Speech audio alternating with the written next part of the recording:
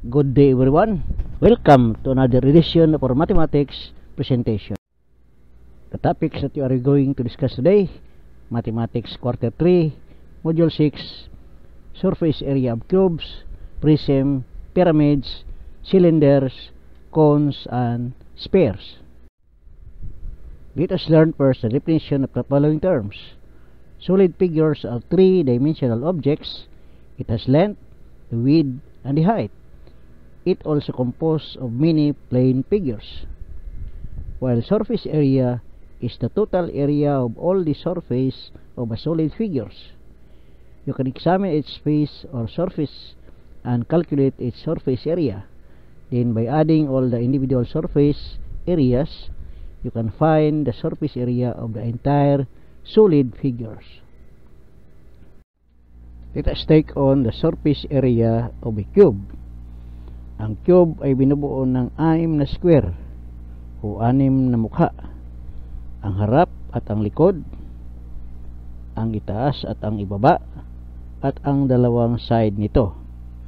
Kaya ang pagkuha ng surface area ay makukuha sa paggamit ng formula ng square, area by square, o side times side. I-multiply natin sa 6. Dahil nga mayroong 6 na square o 6 na mukha ang isang cube. Narito yung sample ng ating cube. Makikita natin dito na ang ating cube ay may side ng may sukat na 12 cm. So kapag ito ay cube, ibig sabihin lahat ng side nito ay may sukat na parehong 12 cm. So kung gamitin natin ang formula sa pagkuha ng surface area ng cube na ito, ay gagamitin natin ang surface area is equals to 6 multiplied to side times side. So multiply natin yung measurement ng dalawang side, yung length as ka width. So you have 12 cm times 12 cm. So multiply it by 6 dahil mayroon ng 6 na mukha ang ating cube. So 12 times 12 will give us 144. So multiply natin sa 6. So ang surface area ng ating cube ay 864 cm squared. Take note, pagka nag-solve tayo ng surface area, whether it is a cube, rectangular prism, or we have cylinder, ang ating unit of measure na gagamitin lagi ay in meter squared, centimeter squared, decimeter squared, or kilometer squared. Dito naman tayo sa ating surface area of a rectangular prism. So ang surface area ng isang solid figure ay nakukuha sa pamamagitan ng pagtotal ng lahat ng area sa lahat ng kanyang mukha. Katulad nitong rectangular prism, mayroon itong 6 na mukha na binubuo ng top at bottom, yung sa itaas at saka ibabang bahagi.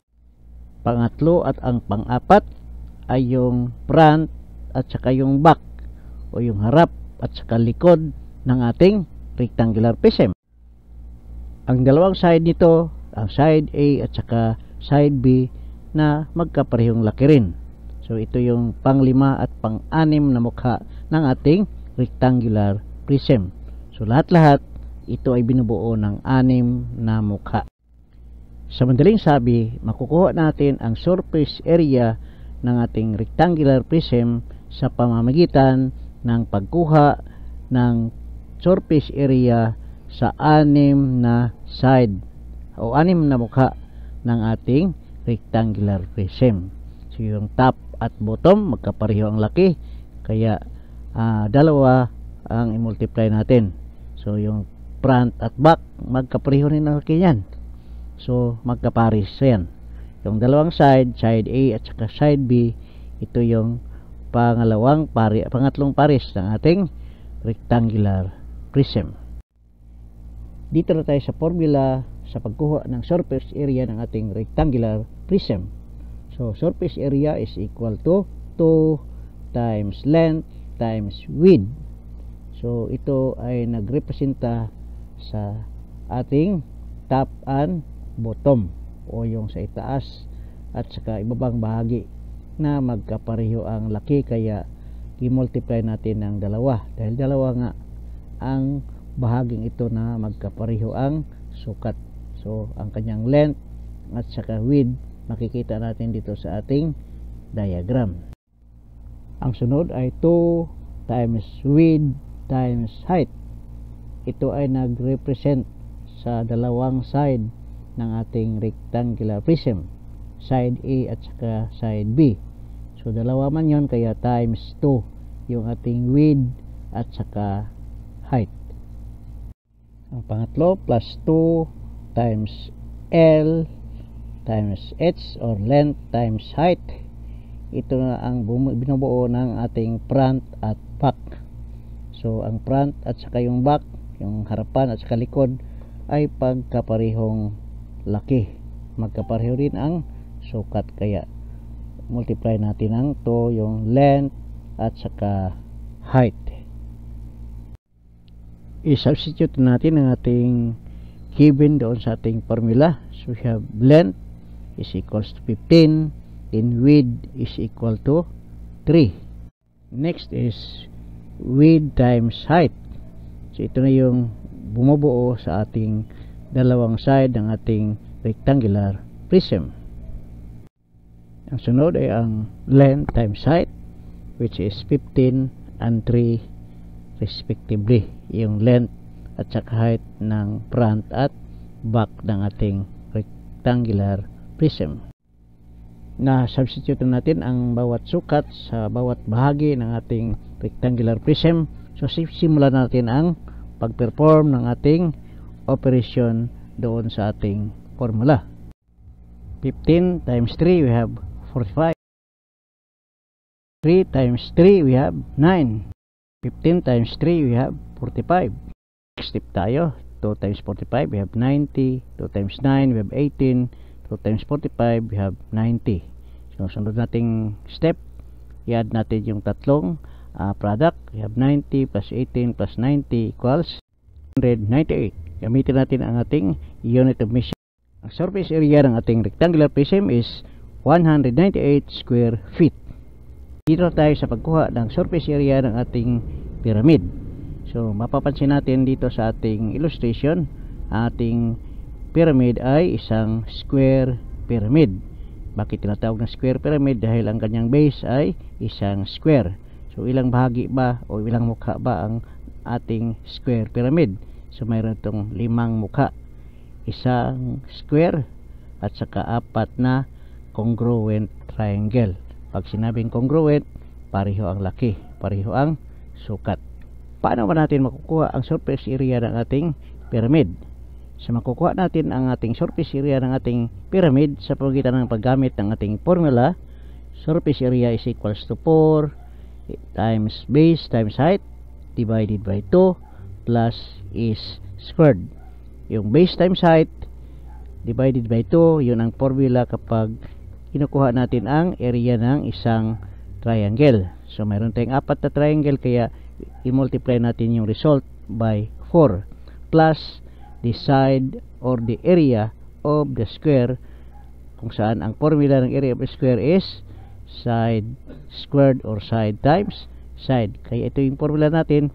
Kaya base doon sa data, doon sa ating diagram, kukuhanin natin ang kanyang surface area. Substitute natin ang given dito sa ating diagram. So surface area is equals to 4 multiplied to base times height. Ang kanyang base ay 6 decimeter times the height, which is 12 decimeter plus side squared, or the side is 6 raised to the power of 2, or 6 squared. So let us perform now the operation. Sa halip na i-multiply natin yung 6 times 12, gagawin natin, mag-shortcut tayo. Divide muna natin ang 12 divided by 2 para magiging maliit yung number na ating i-multiply, at saka hindi na tayo mag-divide mamaya. So we have 12 divided by 2, we have 6. Ang sunod, kuhanin natin ang value ng 6 squared. Ang ibig sabihin ng 6 squared ay i-multiply natin ang 6 ng dalawang beses. So we have 6 times 6. Next operation tayo, 6 times 6 we have 36. Multiply na rin natin yung 6 times 6. So we have 36. Next operation tayo, 4 times 36 we have 144.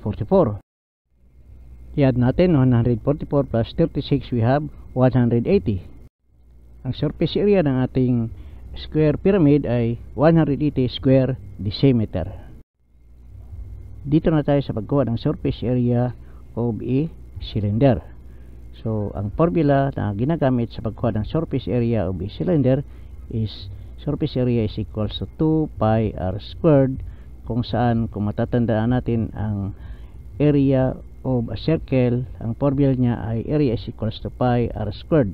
Dahil nga mayroon tayong dalawang circle dito sa ating cylinder, kaya mayroon tayong 2 multiplied by 2 yung pi r squared plus ang surface na nakapaikot doon sa ating cylinder.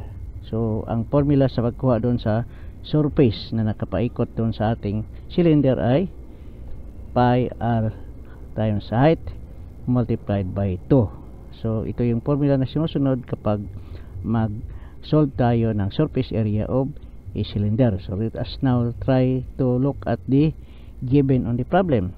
So ang height ng cylinder ay 2 cm at ang kanyang radius is 3 cm.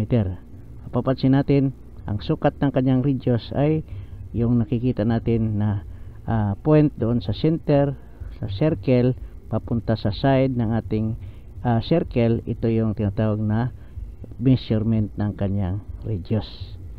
So kapag ang binigay na measurement ay diameter papunta sa kabilang side, kuhanin natin yung kalahati ng diameter. Yun ang measurement ng ating radius. So dito sa ating problem, radius is equal to 3 cm. Aalamin muna natin ang value ng ating mga symbol at letters doon sa ating formula para mai-substitute na natin, para mabuo na natin ang ating kinakailangan ng mga datos para maisagawa natin ang mga operasyon na kailangan para makuha ang surface area ng ating cylinder. Ang pi ay may constant value na 3.14. Ang radius naman ayon sa ating diagram ay 3 cm. Ang height ng ating cylinder ay 2 cm ayon doon sa ating diagram. So nakumpleto na natin ang mga datos na kailangan natin na mai-substitute doon sa ating formula. So isagawa na natin ang pag-substitute doon sa ating formula. We have 2 multiplied to the value of 3.14, the value of the pi. Isunod natin ang radius, which is 3 raised to the power of 2 or 3 squared. I-add natin yung 2 multiplied to the value of pi, which is 3.14 naman, times the height, which is 3 cm. Natapos natin na i-substitute ang mga katumbas na sukat doon sa ating formula.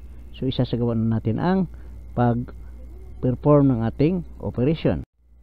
Multiply natin yung 2 times 3.14, result is 6.28. Then we have 3 squared. Ang ibig sabihin ay i-multiply natin yung 3 2 times. So 3 times 3 equals 9. 2 times 3.14, so we have 6.28. 3 times 2, we have 6. Tuloy tayo sa next operation. We have 6.28 times 9, we have 56.52 plus 6.28 times 6, we have 37.68. So i-add natin yung 56.52 plus 37.68. So ang resulta ay 94.20. Ang surface area ng ating cylinder ay 94.20 square centimeter. Dito na tayo sa pagkuha ng surface area of a cone. So ang formula natin, surface area is equals to pi r squared plus pi rs. So anong ibig sabihin ng formula na ito? So ibig sabihin, surface area is equals to pi multiplied to radius squared plus pi multiplied to radius times slant o slanting area doon sa ating cone. Ngayon, i-identify natin yung ating radius doon sa ating diagram. So, ang ating radius, yung point from the center going to the side of the circle. Ito yung ating tinatawag na radius. Samantalang yung S naman o slant, ito yung measurement mula sa taas ng ating cone papunta doon sa isang side ng ating circle. So, tinatawag yan na slant. Ito yung measurement mula dito para masukat natin yung kabuuhang surface area ng ating cone. I-substitute natin ang given doon sa ating formula. So, ang pi may constant value na 3.410. Then, yung radius natin na 6 ayon doon sa ating data, sa ating diagram. So, 6 squared plus, again, yung value ng pi, 3.410. Then, multiply natin doon sa ating radius, which is 6. Then, yung ating measurement ng ating slant ay 8 cm. So, na-supply na natin, na-substitute natin yung mga kinakailangan doon sa ating formula base doon sa given ng ating diagram. Unahin muna natin pagkuha ang value ng 6 squared o ang ibig sabihin ay 6 times 6. So, we have 36.